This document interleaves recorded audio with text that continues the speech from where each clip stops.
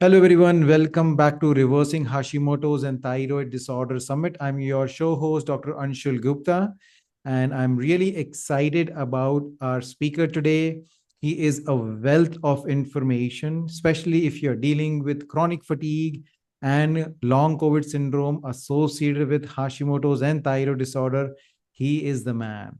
Lots of research, lots of great information. So I'm really excited about our discussion today, but let me introduce him first before we get started. So, Dr. Evan Hirsch, also known as Energy MD, is a world renowned fatigue expert, best selling author, and professional speaker. He is a creator of the Energy MD method, the science backed and clinically proven four-step process to resolving chronic fatigue syndrome, long COVID naturally. Through his best selling book, podcast, and 100% online practice, he has helped thousands of people around the world. He has been featured on TV, podcasts, and summits. And when he's not at the office, you can find him singing musicals, dancing hip hop, and playing basketball with his family. Dr. Hirsch, welcome over here. Dr. Gupta, thank you so much for having me on. Absolutely. I'm really, really excited about our discussion today, especially chronic fatigue syndrome was a thing with Hashimoto's, but with this COVID coming in, a lot of people with Hashimoto's and thyroid disorders are coming with long COVID. So why don't we talk about is there a link, between long COVID and Hashimoto's disease and what that link could be? Absolutely.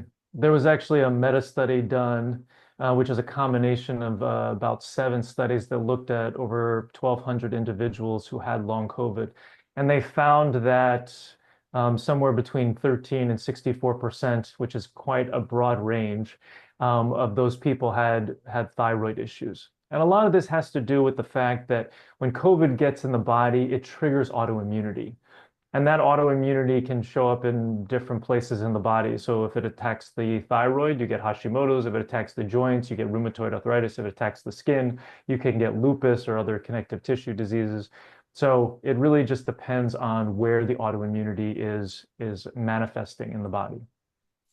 Absolutely. So that's great. And even before COVID, a lot majority of the Hashimoto's patients will have this symptom of fatigue.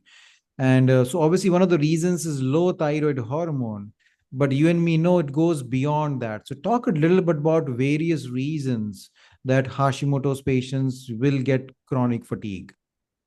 Absolutely. So in order to make enough energy, you really have to have your hormones working correctly, especially your adrenal gland, which sits on top of the kidney and produces cortisol, which is our main get up and go hormone that helps us wake up at the right time and go to sleep at the right time. Thyroid, the other sex hormones like estrogen, progesterone, testosterone, and then also the mitochondria. So the mitochondria makes about 70 to 90% of our energy and is found in every cell in the body except for red blood cells.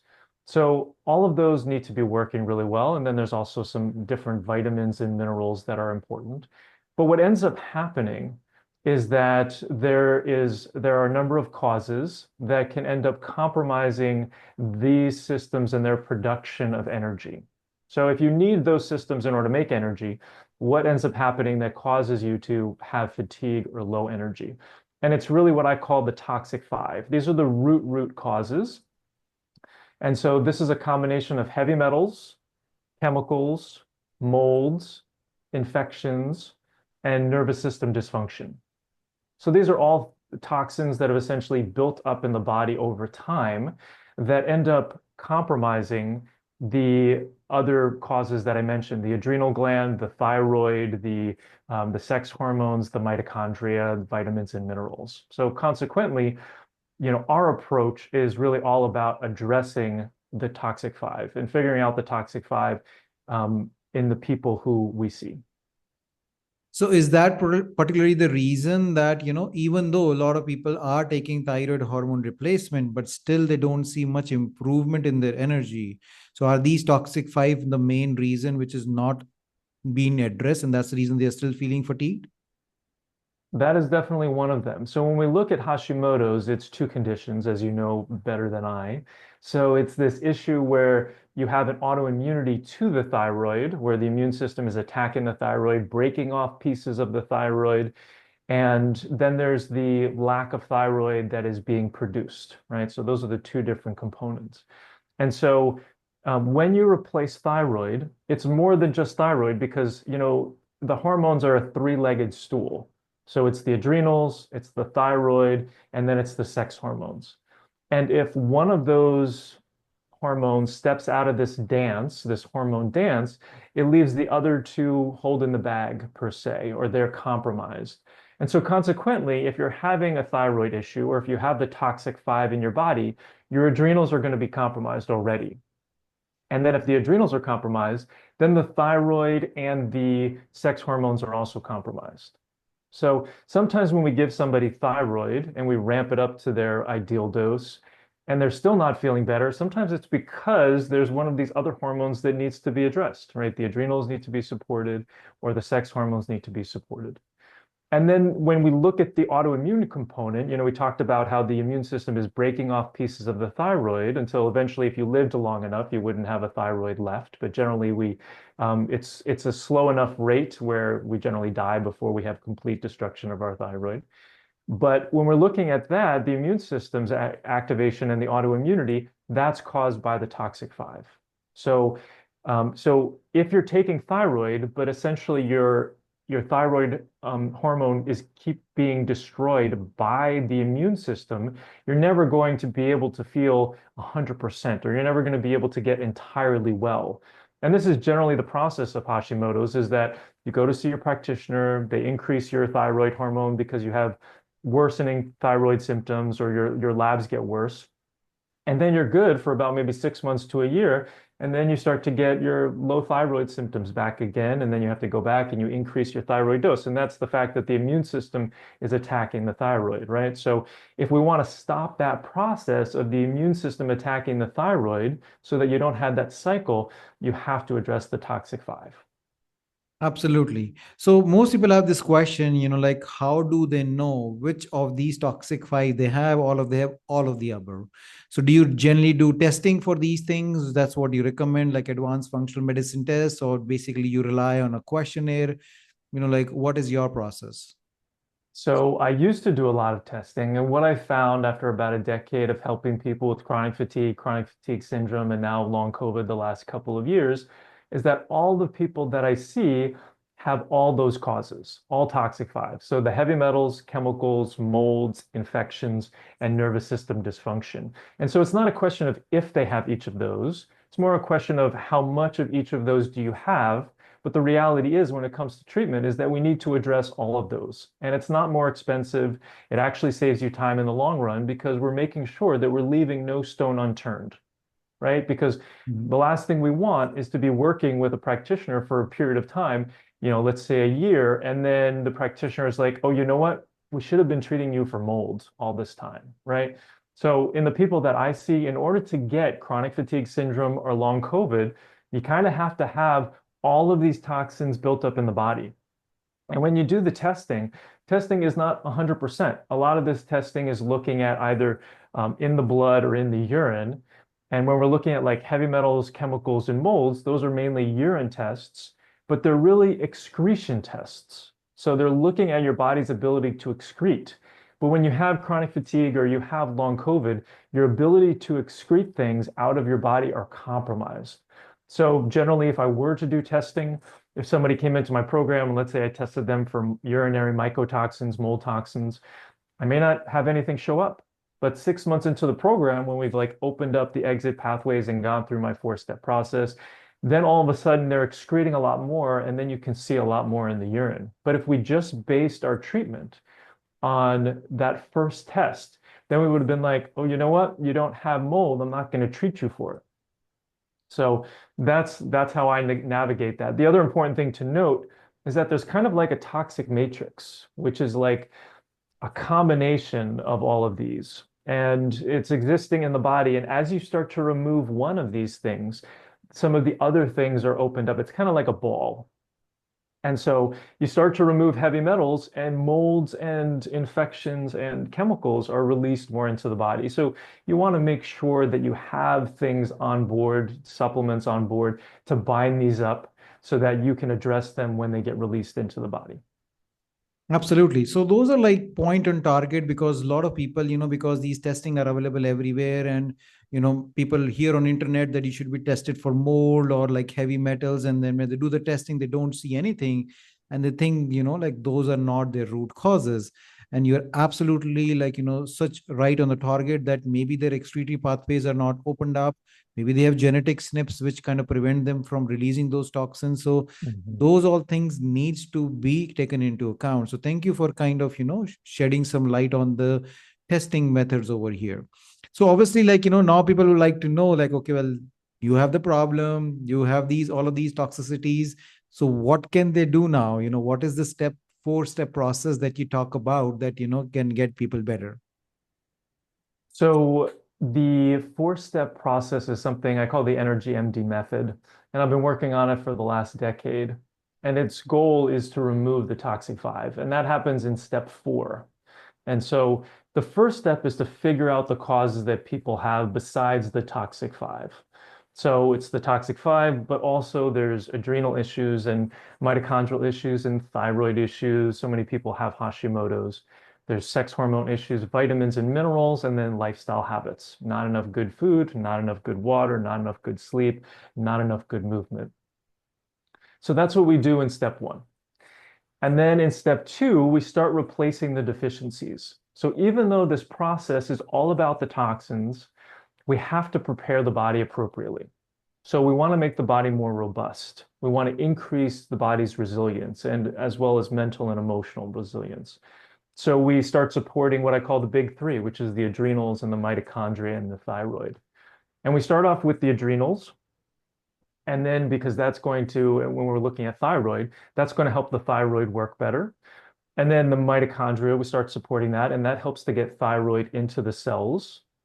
And so oftentimes those two will naturally improve thyroid function.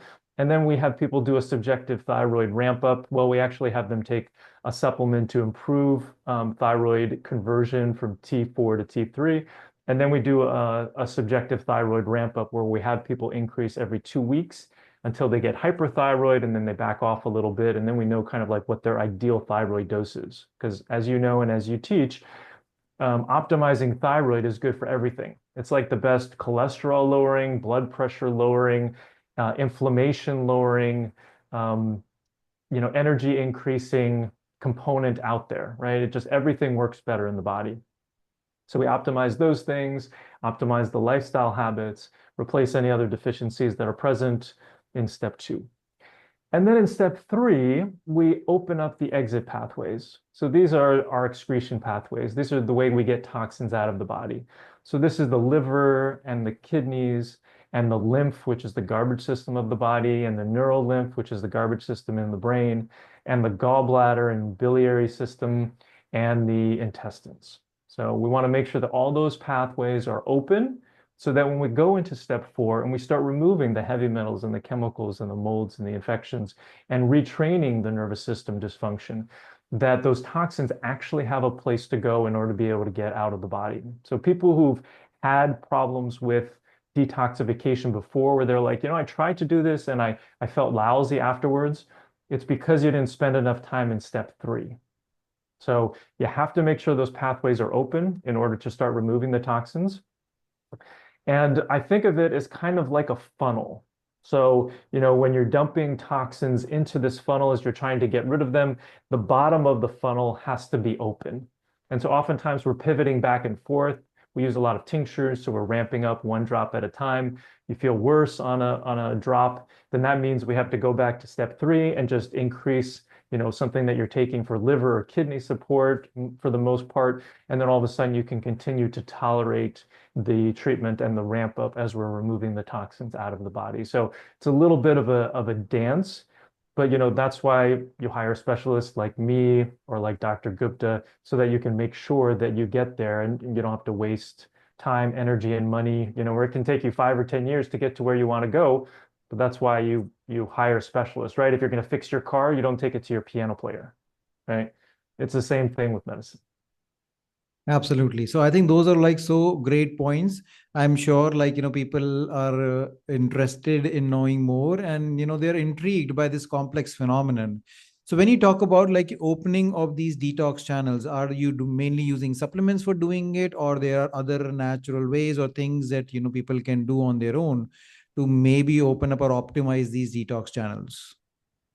So it's both. And I'm 100% online now, so everything that I do is natural. It's all herbal, vitamins and minerals and lifestyle habits. And so there's some lymph points that you can do. You can tap on the different points and rub on those points in order to start to open the lymph pathways in the body. Drinking 3 liters of really good, clean water a day is incredibly important as part of this process. So that's generally more water than people are used to consuming. Eating a clean diet is incredibly helpful for decreasing inflammation. So I generally recommend a paleo type diet. It's more about what you're avoiding, like avoiding gluten and dairy and sugar and alcohol and processed foods. Those are kind of the big ones that I see that are most important.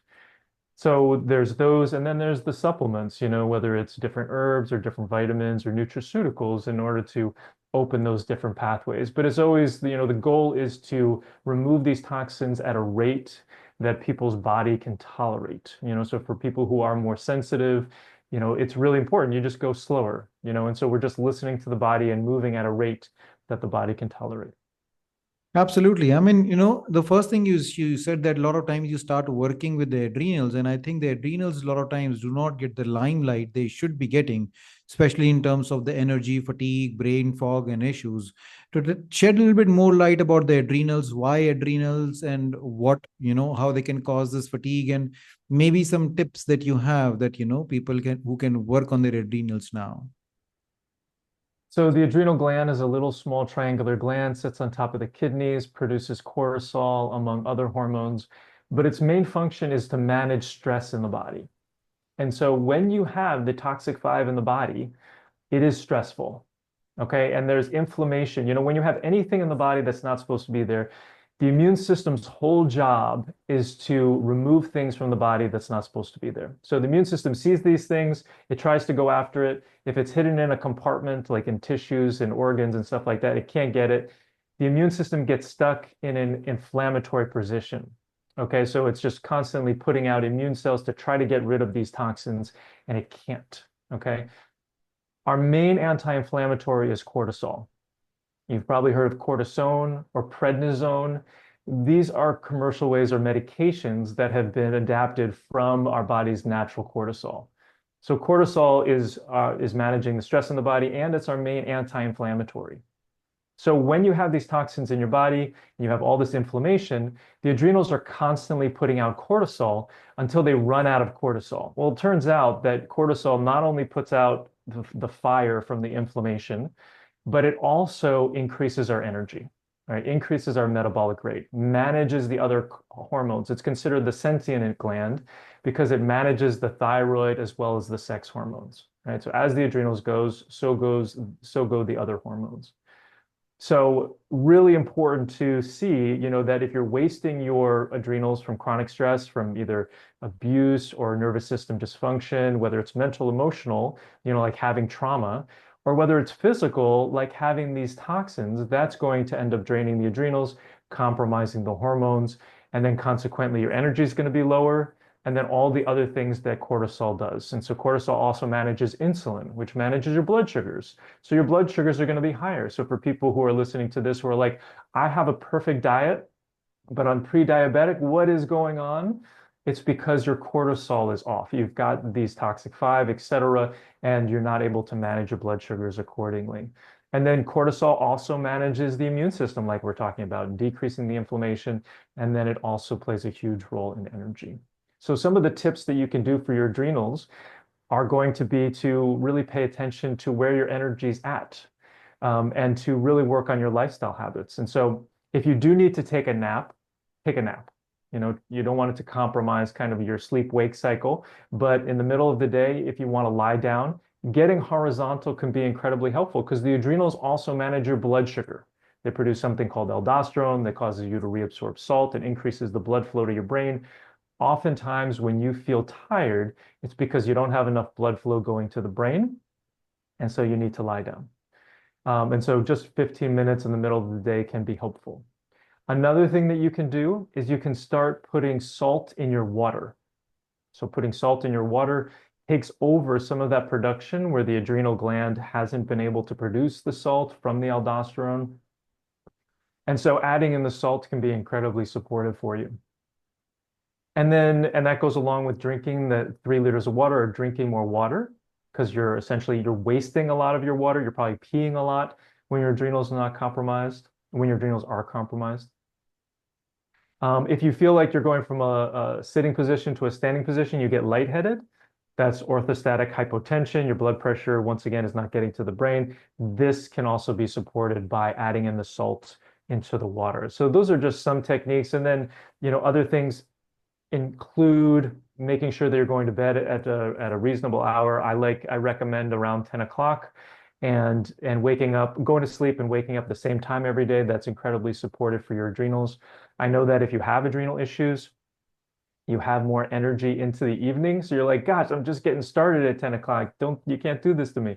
But it's going to be incredibly helpful for you. And it'll end up, as you support the adrenals in the morning and the thyroid and the mitochondria, you'll recreate the circadian rhythm. So your sleep will end up getting better and you can go to bed at a more reasonable time. The other thing is making sure your diet is clean. That's going to help decrease stress on the body as well.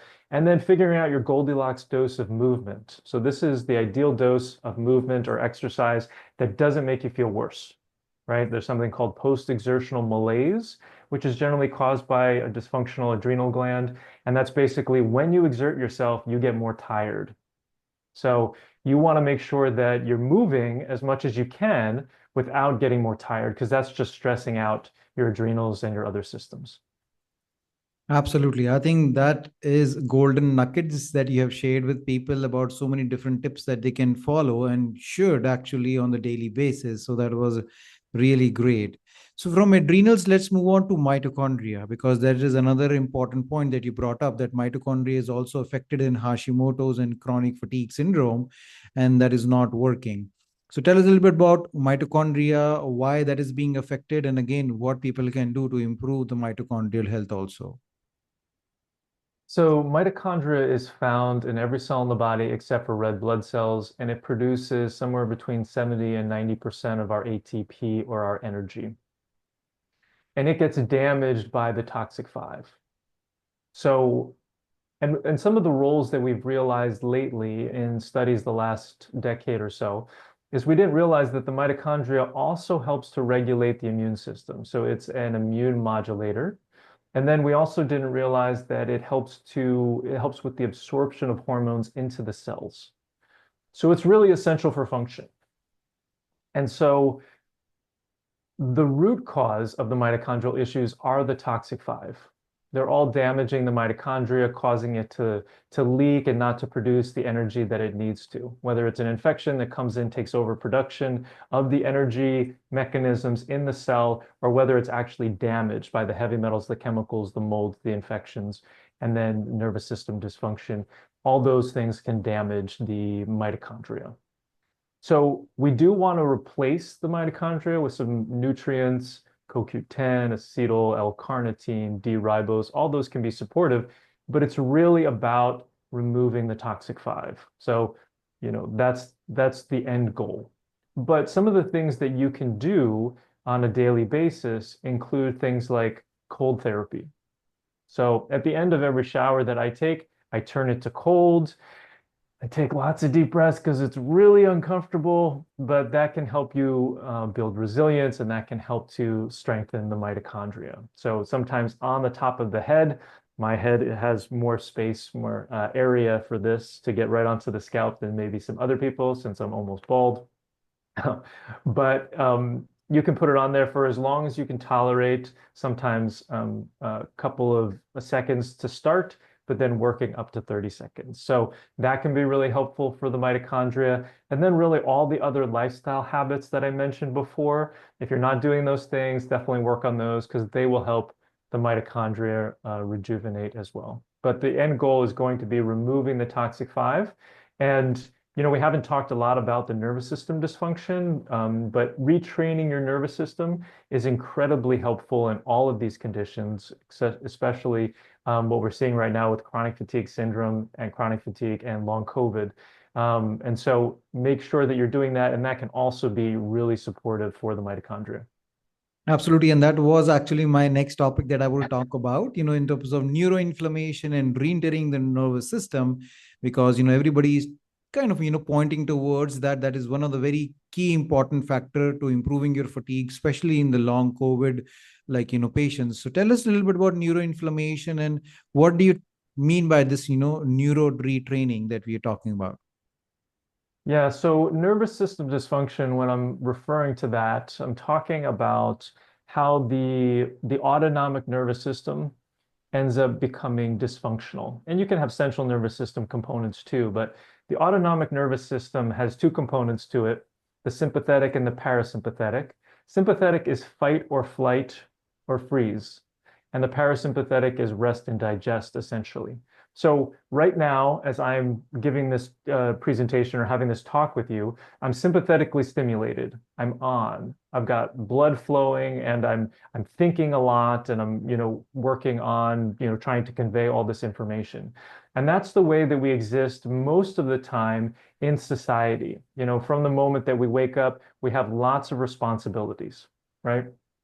If you have had any sort of trauma, whether it's mental, emotional, some sort of significant abuse, or if you've seen, if you at some point in your life, you learned or you felt like the world was an unsafe place to be, then that will also put you more in a sympathetic or a hyper-vigilant state where you're like on all the time. Eventually, and that incorporates in with the adrenals and the big three, the mitochondria, the thyroid, is because that causes all of those hormones to be producing their hormones at a higher rate. So because, I talked about the adrenals managing stress and cortisol, and consequently, so if you have had abuse or these nervous system different stimulations, and you're existing in that response, you're going to drain your hormones as well. So that's part of that whole picture with the nervous system dysfunction. Interestingly enough, you can also have physical components that will cause nervous system dysfunction, that will put you chronically in a sympathetic state. And that's the other toxic four. So heavy metals, chemicals, molds, and infection. Each one of those can also put you into a chronically sympathetic state. So what ends up happening then is that you cannot heal. You cannot heal unless you're in a parasympathetic state, which is rest and digest. This is why a lot of nervous system practices are to move you into that. So it's taking deep breaths, right? You've heard take deep breaths when you're anxious. What this does is this engages your parasympathetic nervous system. You've heard of vagus nerve stimulators. The vagus nerve runs through the entire body for the most part, and it is the main nerve in the parasympathetic nervous system. There's other things that can kind of stimulate acetylcholine, which is the main neurotransmitter in the parasympathetic nervous system. But there's besides the breath work, there's gargling and humming and polyvagal theory and a number of other components and a number of other programs out there that can be supportive for moving people into a direction of nervous system retraining, getting them back into their parasympathetic. Okay, and what I've found, it's been really interesting, especially for people who have mast cell activation syndrome, and chronic fatigue syndrome and long COVID. It's become so much of a bigger part of our practice that we actually now have a practice group, a nervous system retraining practice group. So it's not like one of those other trainings out there where if you want to go deeper, whether it's biology of trauma with Amy Apigian or the Gupta program or Primal Trust or some of those, if you want to go deeper, that's great. This is for the people who are going through our program who want to have access to something that's a little bit more basic and do these practices. And because what we're seeing is that nervous system dysfunction is sometimes 10% of somebody's issue and sometimes 90%. And we don't know until they start working on it. But magic happens, and so I'm always up for including everything, whenever, they say by your patients and by your clients, you'll be taught, right? So when I see somebody come in and have really good success with something, I start examining it and I start applying it and I start testing it and seeing. And this is one of those things where, we just incorporated it just in the last couple of months into our program. But it's like the last 6 months or so where I've really been seeing this and really started incorporating it into everything that we do.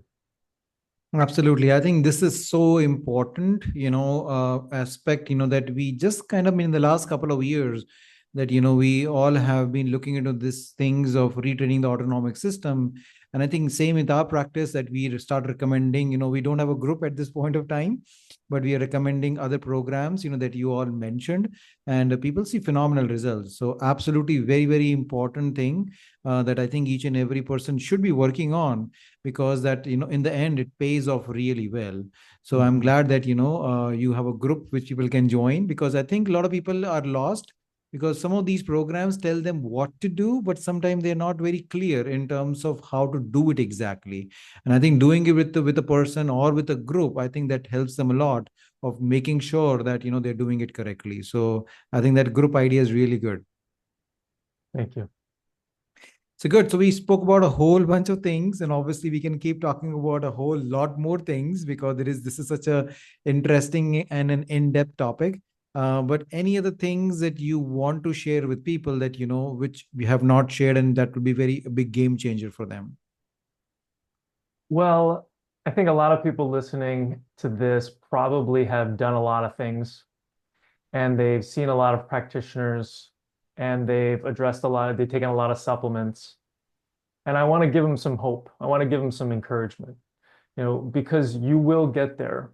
You just have to keep going. The only people who don't succeed in my experience are people who don't address their toxic five, right? So I would encourage you, if you have chronic fatigue or long COVID, reach out. We can get on a free call and see if we're a good fit to work together. If you have Hashimoto's, reach out and work with Dr. Gupta, but get help and keep working towards this and make sure you're focused on the prize, that you're focused on those toxic five, because I have never met anybody who has addressed their toxic five completely and didn't resolve their symptoms. They're that important. So focus on those, and I have no doubt that you will get there.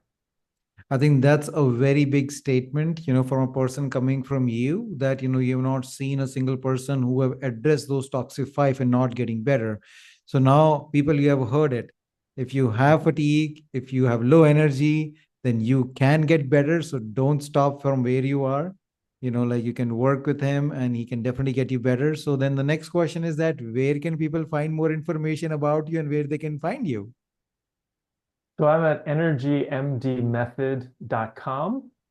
And like I said, you can get on there. We're putting up a brand new masterclass that we've just completed, so you can learn all about this process that we take people through.